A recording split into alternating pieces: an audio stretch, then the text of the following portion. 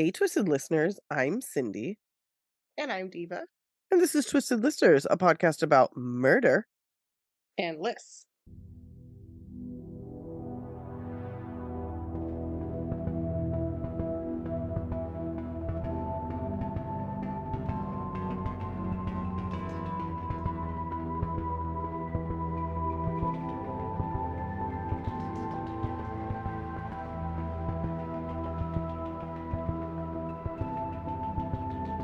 And this is this part two?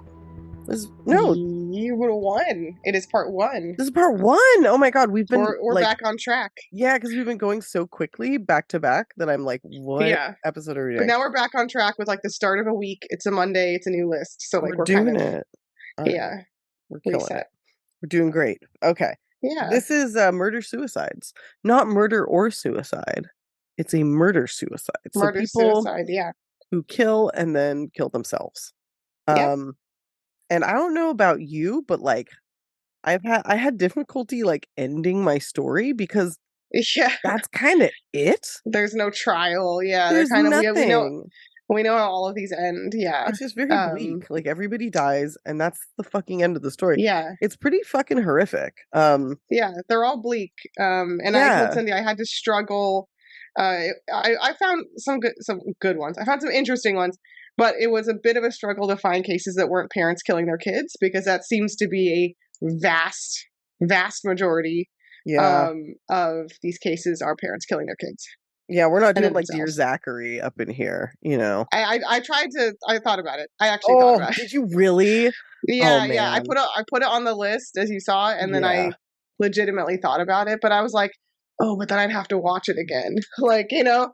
Yeah, that's one of those ones that I'm just like, Ugh. nah, never. It's not fucking worth it, man. Like, I know the story I'll do it for enough. a Patreon just to upset you. Oh, are you serious? Oh, man. Yeah.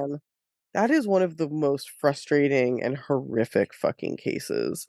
But actually, I had a cool Patreon idea, by the way, just because it's Halloween. I want to do Dean Coral for you. Can you for the Candyman, because that's Cindy's least favorite case. So I really want to do it for Halloween. As soon as you said that, the picture of the like terrified 10-year-old little boy just popped in my head. I can never unsee that fucking photo. That shit like changed me. It's horrifying. Yeah. I want to do it for Halloween because he's the Candyman, and also for a special Patreon treat so people can hear Cindy be terribly upset. Terribly fucking upset, but like for real though. Yeah. Ugh. Yeah. All right, whatever. Anyway, let's just get into what we're doing.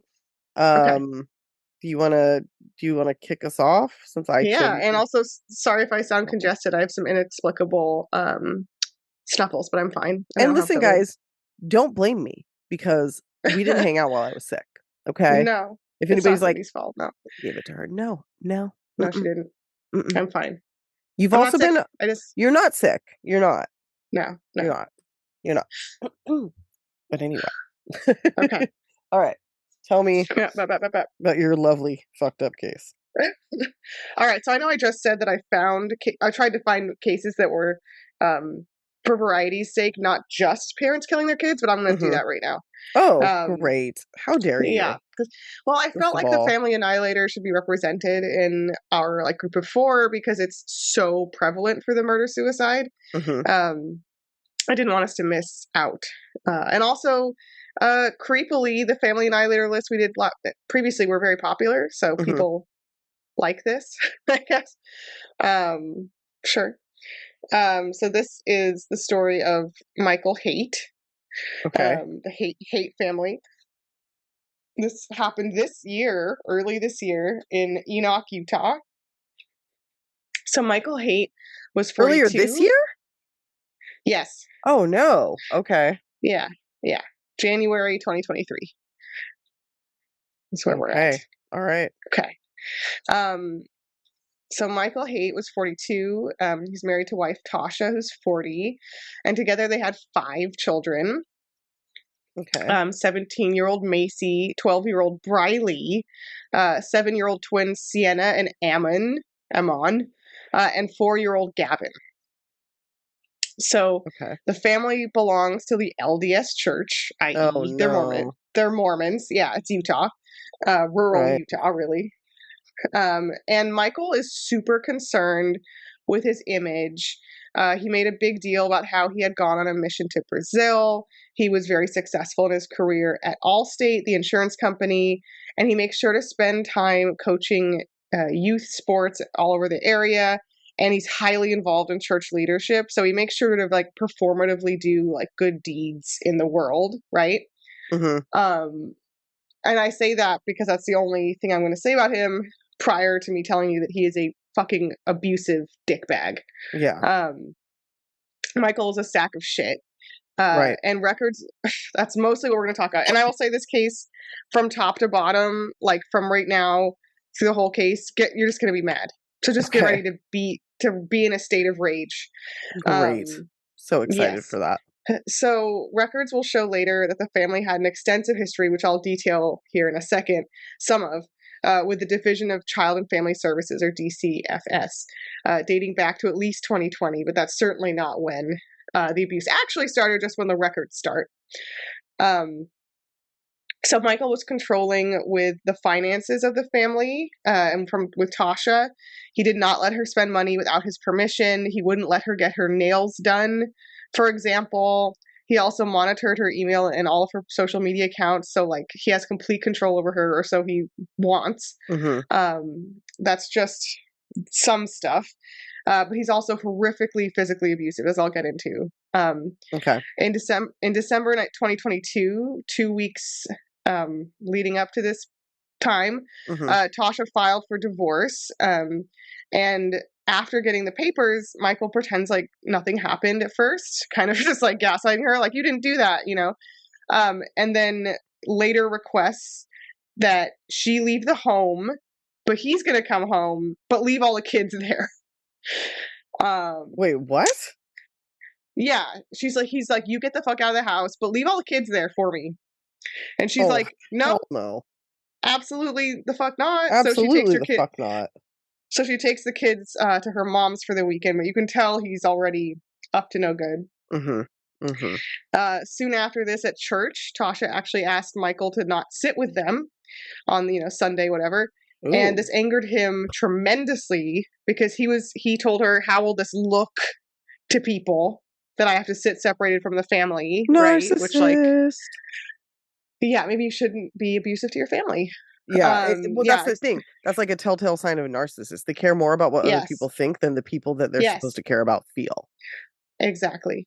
And in a classic abusive and manipulator move, Michael will not move out of the family home, despite the fact that she's like, could you please do that? I'm like divorcing you. Like like this is happening. Here. You can't fucking stop it. Yeah.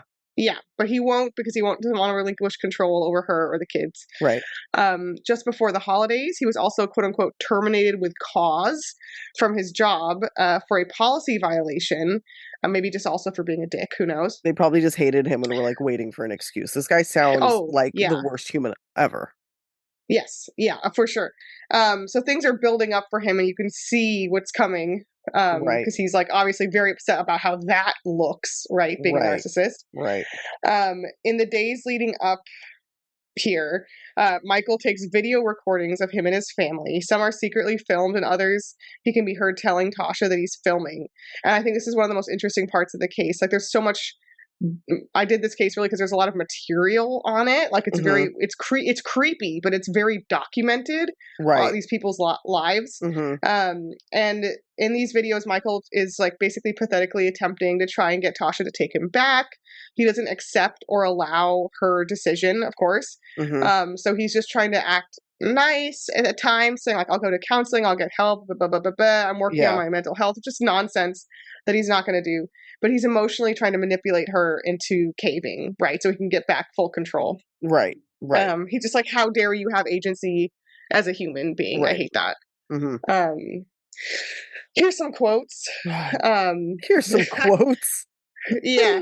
And I slimmed this way down. You can go read a lot of it if you really want to. But he says, quote, I feel like you're pushing me in a corner. You want the best of both worlds. I'm feeling a lot of pressure here.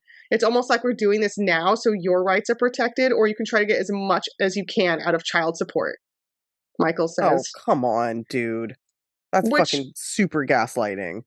To which she replies, I'm doing this because I cannot continue to tolerate the way you are treating me. Like, good full for stop. her. She's like, I'm not doing this for money. I'm doing this because you're a dick. Like, you're an abusive turd. Yeah, and also he's like so financially controlling and cheap, and it's not like he was poor. Like of course he's not. He's like a well-to-do guy, right? But he's just so cheap and financially abusive and manipulative. But I'm like, dude, she should get a lot of child support. She has 5 fucking kids, most of whom are like under 8 minors. Like, right? She should get child support. Like, yeah, deal with it. Yeah, 5 fucking kids. Yeah, including a 4-year-old. Like, you again deal with it.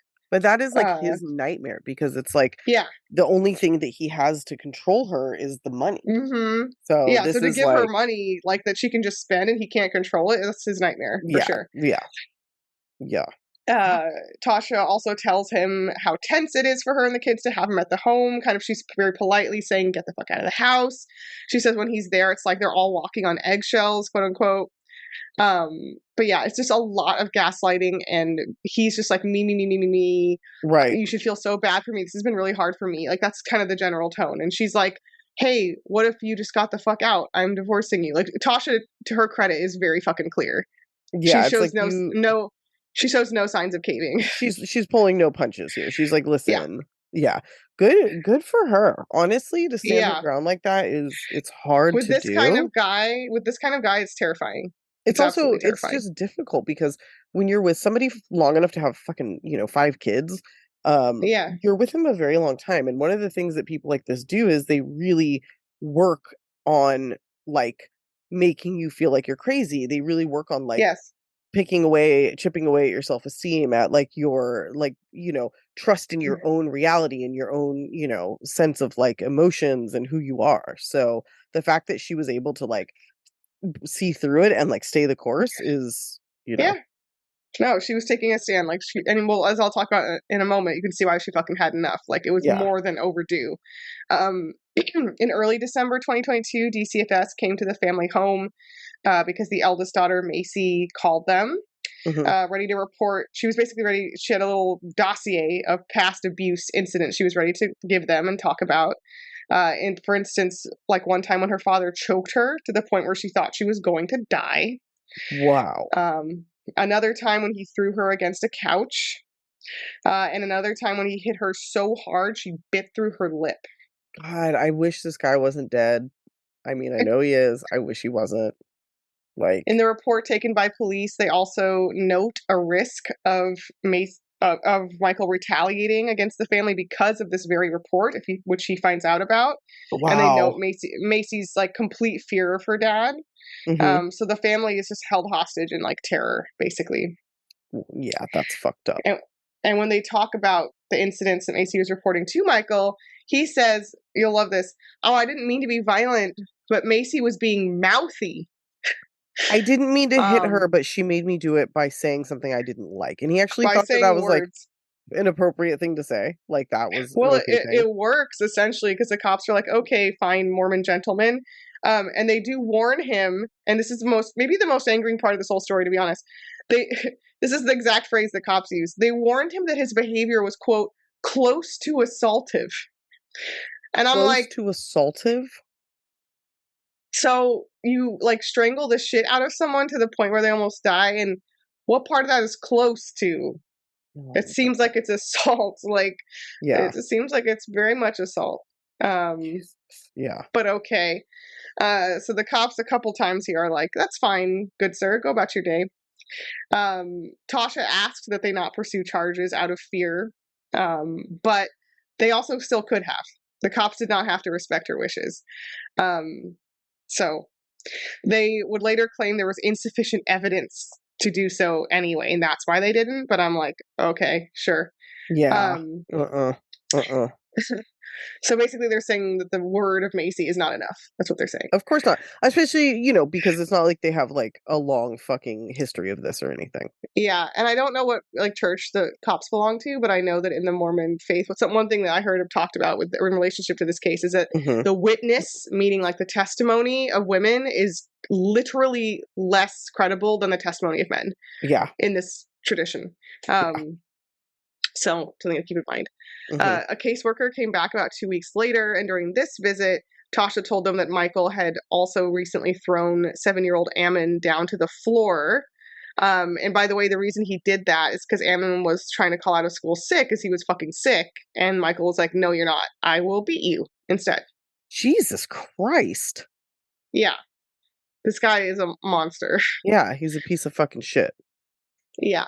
They do interview some of the family during this time, but they do not interview Michael. And this is at Tasha's request because she wants to wait until after the divorce papers have been served. And so she's kind of holding off because she doesn't want him to explode at that specific time. Gotcha. Okay. Yeah. So they make a plan to follow up later, which they never get to do. Right. Despite his nice act in the videos of pretending like he wants Tasha back, we will learn later that Michael had already been scheming what he was going to do. He Googled things like multiple creepy things like, quote, if you hear a single gunshot in your neighborhood at night, would you immediately recognize it as such? Which, okay. So he's trying to see if the neighbors would call the cops. Right. January 2nd, 2023, he removed the guns from the family home because Tasha and her mom, by the way, her 78-year-old mom, Gail, was, I think, staying with them during this kind of transition period while she's figuring things out for the divorce. But they both had guns, and he took them from the home, which should have been like a colossal red flag. Right. Yeah. January 3rd, Michael left his living trust will paperwork along with his secretary's paycheck on her desk, which she said was super weird. Yeah, that's also red flaggy. He then goes to harass his family by filming them in more videos, and continuing with Tasha to plead with her to take him back. That night or morning of January 4th, around 3:30 a.m., neighbors reported hearing a series of gunshots. So yes, they did notice Michael, you idiot. Yeah, you piece of shit. Fucking they thought at first they were fireworks, but they did call it in. And actually, it's neighbors who first go to the house, however, and discover the crime scene. And then police follow shortly thereafter. We know what's coming. Yeah. So when police get to the house, they find the bodies of 7 family members plus Michael, a piece of garbage. Yeah. They had all been shot to death, including the children, of course, and Tasha and her mom. And lastly, in a basement home gym, they find Michael's body along with a note that they have not thankfully reprinted any quotes from, but it basically, they say it blamed his family for his actions and took zero responsibility. Of course he did. Yes. What a fucking piece of shit. Yeah. And this I find extremely obnoxious. He had tissue paper in his ears to muffle the sound from when he was shooting his family and his children one by one. Are you fucking kidding me? This guy, I feel like it's beyond it's too narcissism. Loud for you? It's beyond. It's beyond. Narcissism, advanced level. It's histrionic personality disorder or whatever the fuck. I can't say for sure that, whatever. But something like that. Something like that, Ooh. Yeah. Obviously, there's no trial here, none of these cases, but police do a full investigative report, kind of like they do after mass shootings, just to here's what happened, here's the full background and stuff. And it details the abusive relationship, including some of the stuff I just talked about, all the various reports. It interviews the family and friends. And along with the release of the report, officials reportedly also released the body cam footage of the officers finding this family. Why? Why? Yeah, and also no thanks. Dude, what the fuck? Thankfully, and I know where to see horrible things, and I've seen horrible videos online. I do not think the video is released to the public, which is to the press. Is that better somehow?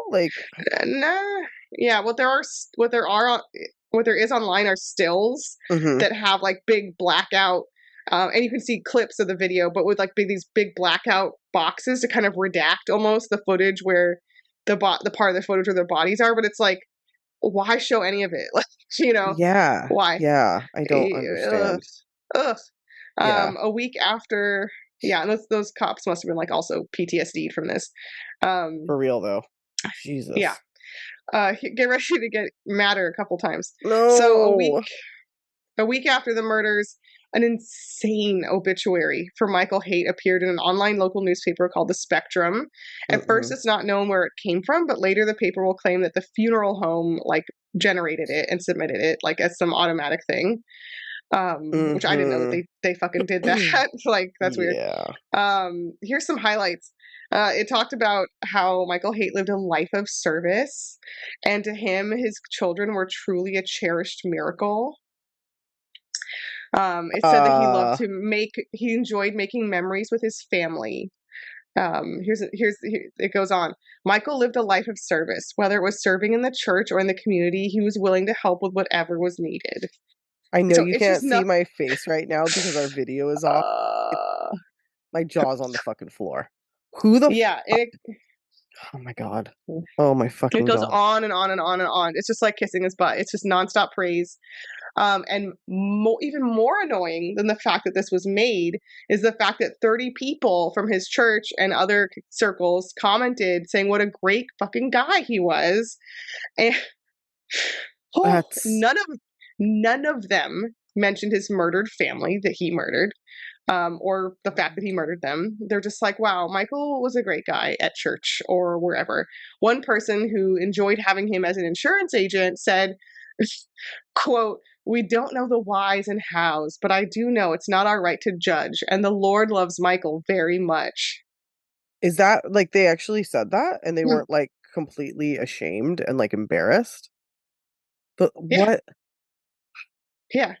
I mean, okay, listen, I understand that, like, in Christianity, they're like, you're not supposed to judge, but, like, there are exceptions, and not that, like, Mormonism is Christianity, but I'm saying even in that situation, it's like, there are exceptions in my mind. Like, that's not okay. No, it's like, I'm sorry.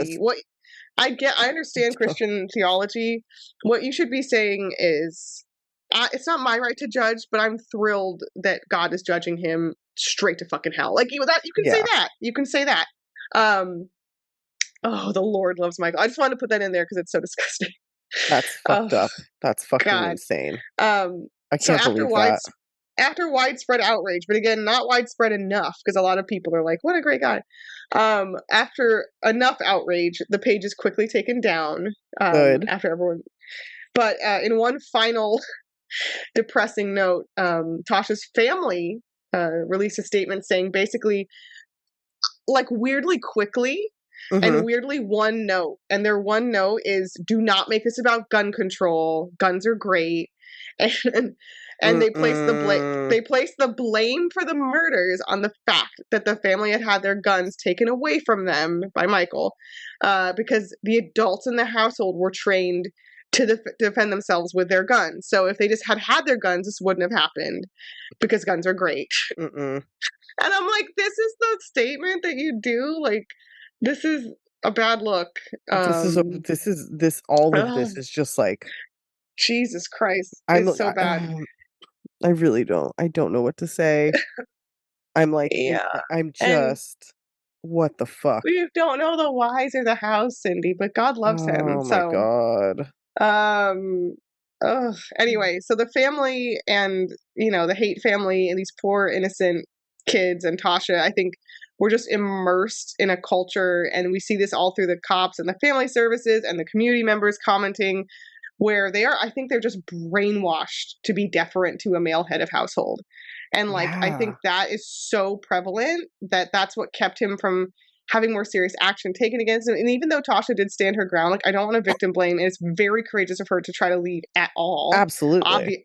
Obviously, because lots of people don't get that chance, and she didn't even really. But but she was trying.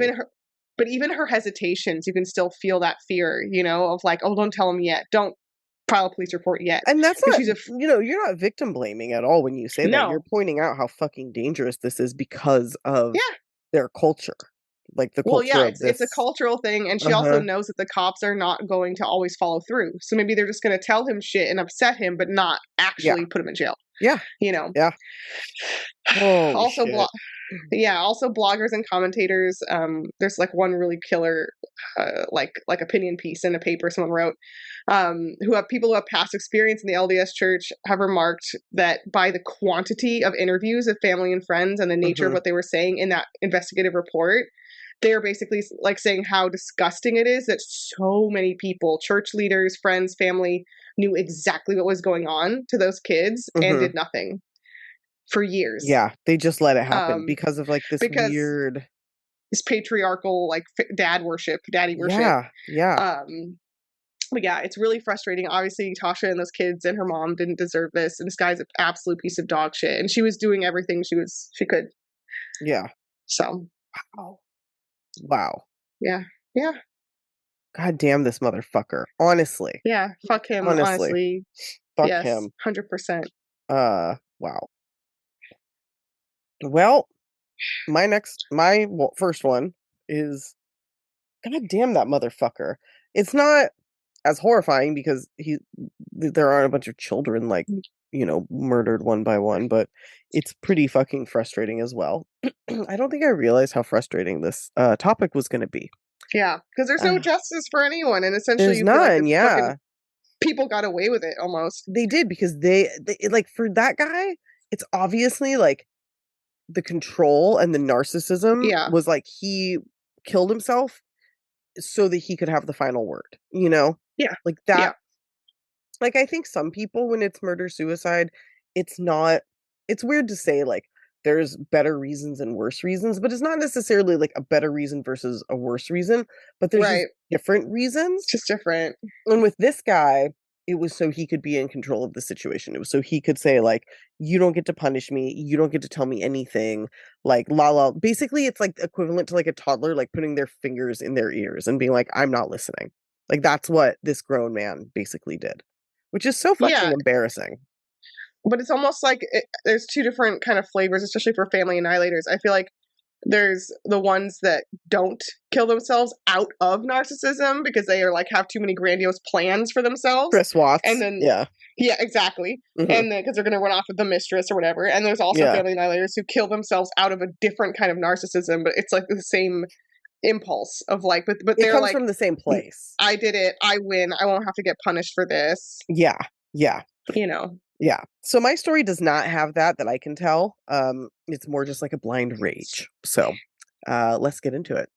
This is the story of Jay Edmunds, Billy Hicks, and Ashley Martin. And this takes place in Lincolnshire, England, in the town of Curtin. Kirton.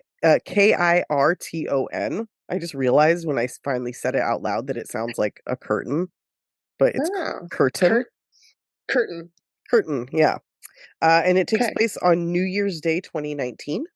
Now, to make sure nobody gets confused, because this was very confusing, Jay Edmunds, her name was actually Jade, but she went by Jay. So Jay Edmunds is a woman and Ashley Martin is a man. So Ashley is the man, Jay is a woman, Billy is a man. So just to call that out, because I feel like it could get confusing. Right, Jay is a lady. Yes. And so Lady J had been dating man Ashley for around 8 months at the end of 2019. Jay was 27, Ashley was 32, and they met while driving vans for Amazon. Before this, so they were both Amazon delivery drivers in England, and they met on the job. Before this, Jay had, I believe, worked at a bar owned by the family of her ex-boyfriend, Billy Hicks. Now, Jay and Billy had been together for a number of years before breaking up in 2017, and they remained close after the breakup, and especially after Billy's dad died shortly after they broke up. So it was like they broke up and then tragedy struck, and in a way it helped them like come back together as friends because they'd been through so much together that like how could she not kind of be there for him, you know, in those moments. Yeah. So they're still friends, but, that's always weird. I mean, it's not always weird, but it can be. So by 2019, however, both had met other people, and for Jay, that person was Ashley. Billy had expressed wanting to get back together, but Jay wasn't really interested, it didn't seem. She did want to stay friends because obviously she cared for Billy very much. Billy was a really great guy. He was 3 years younger than Jay. He was loved by everyone. He was a really nice person. His parents owned the pub where he worked, and he was a super popular bartender, always happy, always smiling. If you look at pictures of him, he always has this kind of like goofy look on his face. He just looks like a dorky, but like super fun and like cool dork. You know what I mean? Yeah. Not afraid to be goofy, not afraid to be silly. So Jay was very similar, always happy, always joking, quick-witted and fun. So it was a sad breakup, but seemingly amicable because they were both sweet, good people. When Jay started dating Ashley, Billy was already in another relationship, like I said, so it seemed both had moved on. And Jay and Ashley really hit it off when they first met. Things were really good, but then after just a few months, Jay started to feel smothered by Ashley. He went from fun and sweet to controlling and jealous, and by December, Jay had decided to break things off. The couple still spent the holiday together, but friends said that Jay was pretty clearly distant and that Ashley felt it as well. And she had already said to a friend, like, I'm going to end this. I'm just trying to figure out, like, when and how. Yeah. On December 28th, Jay officially broke things off, telling a friend that Ashley, just in the days before, had randomly quit his job and went a bit mental. That's a quote. Went a bit mental. Yeah. Okay. So Ashley, before becoming a delivery driver, he lived in nearby Luton, and he had worked as a herdsman on a farm for 16 years. He worked on this farm. He worked super long hours. He did have friends that he worked with, so he had like a little group of people.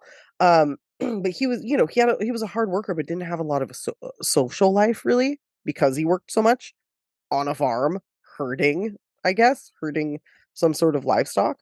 Okay. He also had a fascination with the army.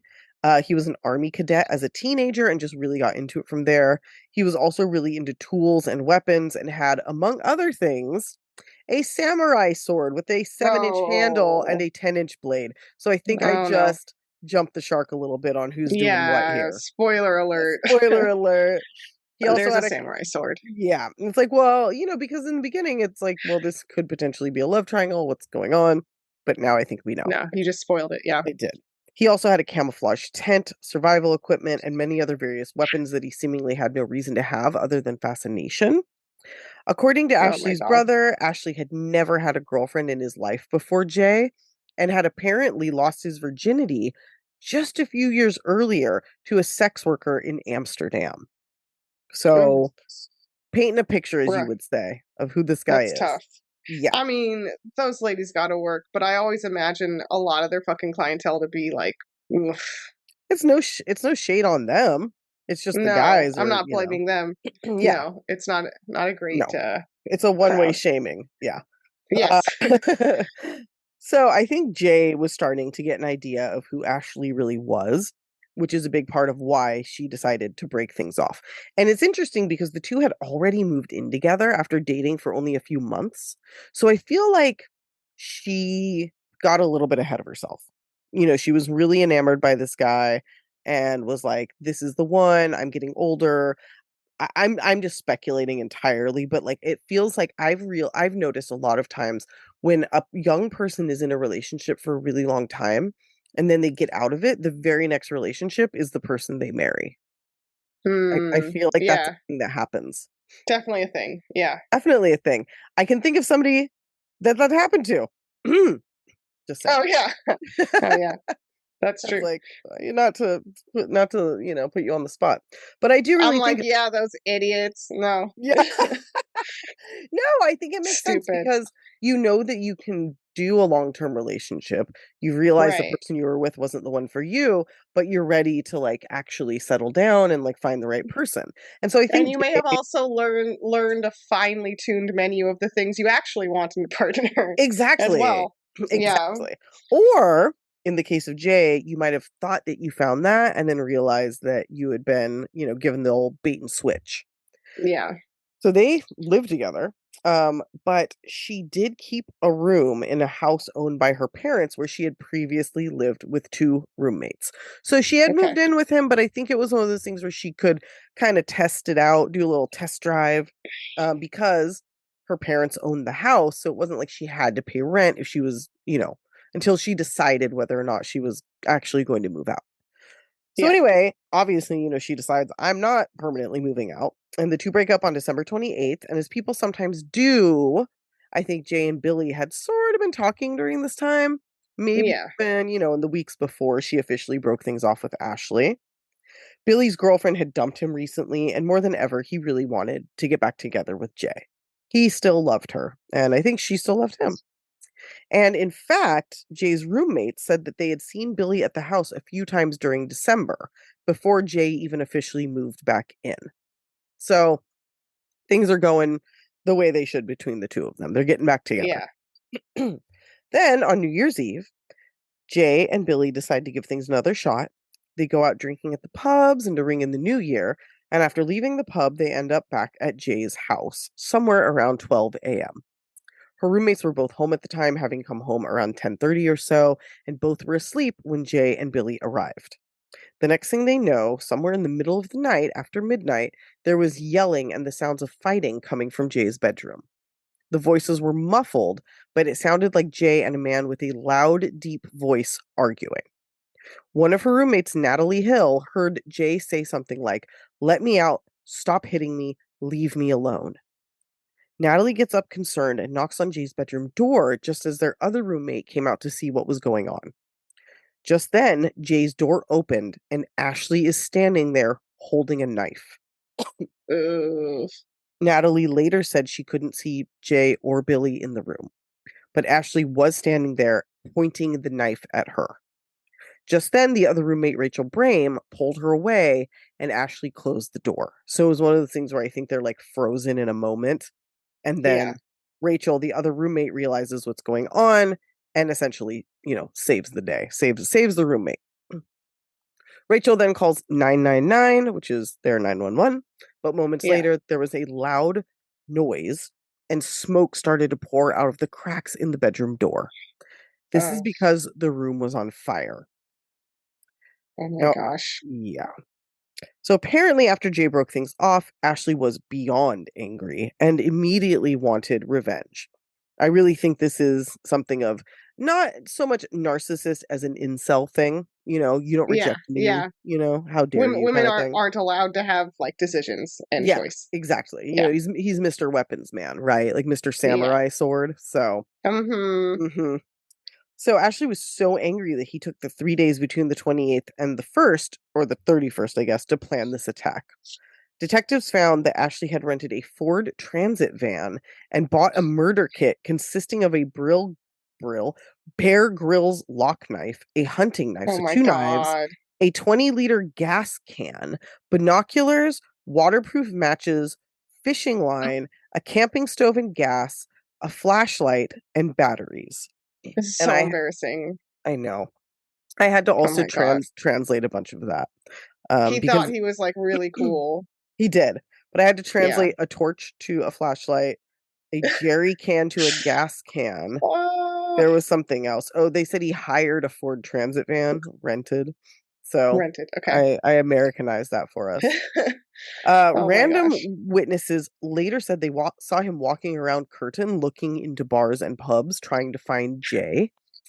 So he was like ready to, I don't know, like light her on fire in a pub. Like, I don't know, but it's weird that he was like out looking for her before he found her at her house.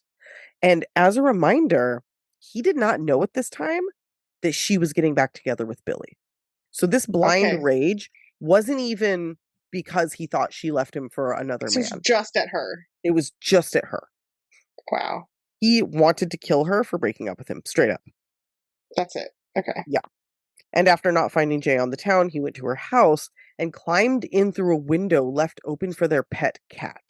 So he found an open window and crawled in through that. And then he went directly into Jay's room, and found not only her, but Billy Hicks. And we can only imagine how that went, considering that he was already murderous. Prepared, yeah. Yeah. So now the house is on fire. The roommates are trapped inside because the fire was so big so quickly that the house started to fall down around them because he had, these giant fucking, 20-liter gas can and a stove, camping stove with more gas and explosives and things are just, so the fucking house is just going up like immediately. One roommate was saved by neighbors who heard the commotion and broke open a window to help her escape because they tried to kick the door in and they couldn't get it to open. The other jumped out of her bedroom window to safety. And even though they'd called the police before the fire even started, by the time emergency personnel arrived, half of the house was basically charcoal. Wow, so it went fast. Yeah. When the fire was put out, they found 3 bodies inside. Those bodies were of Jay, Billy, and Ashley. The cause of death for all 3 was smoke inhalation, but it turned out that Billy had also been stabbed in the heart before the fire was started. Oh my God. Ashley, yeah. And both he and Jay had signs of trauma, like Ashley had been like physically beating them. Okay. Before. Yeah. So I don't know. They actually burned to death though. Well, no, they didn't burn to death. It was smoke inhalation, which is actually what kills most people in fires. Right. That's what I meant. Yeah. Yeah. So, but Billy was incapacitated on the ground. I don't know if Jay was knocked unconscious or if she was just trapped, if he was like holding her down, and like making her die with him. All of the thoughts about what could have happened are extremely fucking horrific. Yeah. Horrible way to go. Horrible last moments, for sure. Real fucking tough. Yeah. So, I don't really have much else to say. The families. That's it. Yeah, these all have horrible womp womp. That's the families are devastated. The home is destroyed. The roommates are traumatized for fucking life. For sure. And all of this over an 8-month relationship. Like, can you believe because the guy was a samurai sword owning incel bitch. That's why. Yes, absolutely. Very fucking sad. There was another serial killer that I talked about, Adam Wall, I believe was his name, in a Patreon, and I was just like, Cindy, he collects swords, and you're like, all right, like that's all you need sometimes. You're like, I get it, I know who we're talking about. I know the mass shooter type fucking person that we're talking about. I don't want to be mean because I'm sure some of our listeners, I'm not sure of this, but if 1 or 2 of our listeners has like a decorative sword, I'm not going to be like, you're a serial killer loser. But if somebody has a samurai sword and like, it's like the new version of the trifecta, like starting fires, bedwetting, and hurting animals.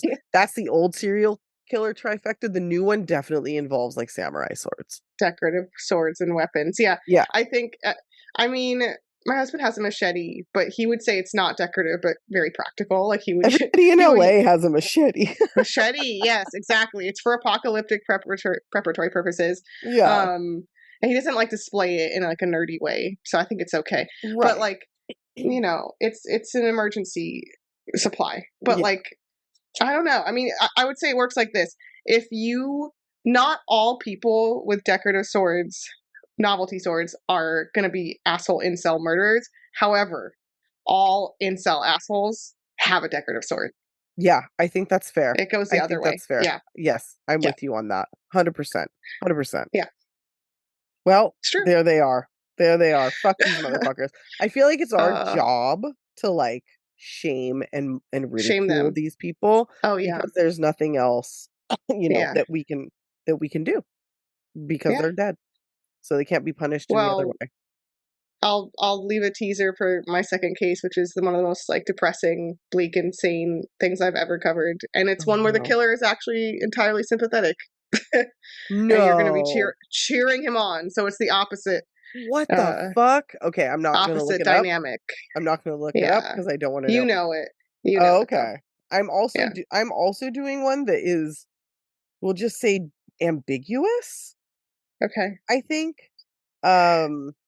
It's gonna leave you wanting to know, not sure how to feel, I think is what I'm gonna say. Yeah. Anyway, guys, thanks for listening. Please like, rate, review, follow us on Instagram, check us out on Patreon. And I don't know, until the next half of this fucked up ass series. They off our Liz. It's like how you off guard there. Stay off our. Sorry. Bye.